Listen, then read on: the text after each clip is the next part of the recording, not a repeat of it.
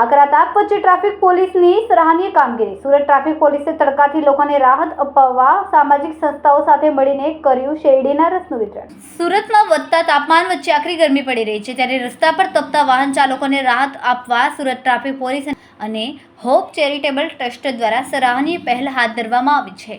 Y junction ખાતે traffic signal પર ઊભા રહેતા લોકોને શેરડીનો ઠંડો રસ વિતરિત કરવામાં આવ્યો.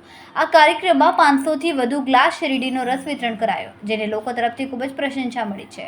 ખાસ કરીને બાઇક ચાલકો અને પદયાત્રીઓને ગરમીમાં મળેલી આ ઠંડક ખૂબ જ રાહતદાયક સાબિત થઈ શકે છે. પીએસઆઈ SF ગોસ્વામીએ કહ્યું કે આકરી પડેલી ગરમીમાં અમે ટ્રાફિક પોઈન્ટ્સ પર ઉભેલા લોકોને થોડીક ઠંડક આપવાના હેતુથી આ પહેલ હાથ ધરી છે.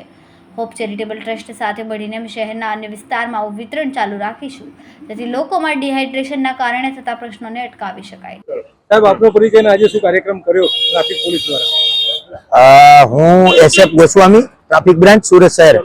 હાલમાં સુરત શહેરનું તાપમાન જે 39 થી 41 ડિગ્રી થઈ રહ્યું છે, આ અસહ્ય ગરમીમાં જે ટ્રાફિક સિગ્નલ્સનું પાલન કરતા લોકો જે સિગ્નલ પર ઊભા રહે છે, એમને આ અસહ્ય ગરમીમાંથી બચાવવા માટેનો એક પ્રયાસ અમારા પોલીસ કમિશનર સાહેબ શ્રી સુરત શહેર અને અમારા ટ્રાફિક વિભાગના અધિકારીઓની જે સૂચના હતી એ પ્રમાણે હોપ ચેરિટેબલ ટ્રસ્ટ સુરત શહેર અને ટ્રાફિક પોલીસના સંયુક્ત ઉપક્રમે શેરડીના રસનું વિતરણ કરી અને પ્રજાને આ તાપમાંથી એક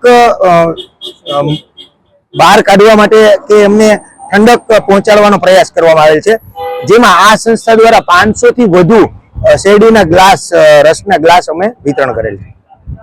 કેમેરામેન સેનિલ વિરાણી સાથે વિશાલ છેઠા, માનવ પ્રભા ન્યૂઝ, સુરત. અમારા વિડિયોની નવી અપડેટ મેળવવા માટે સબસ્ક્રાઇબ કરો માનવ પ્રભા ન્યૂઝ ચેનલને. બેલ આઇકન ક્લિક કરો લેટેસ્ટ વિડિયો સૌથી પહેલા મેળવવા માટે.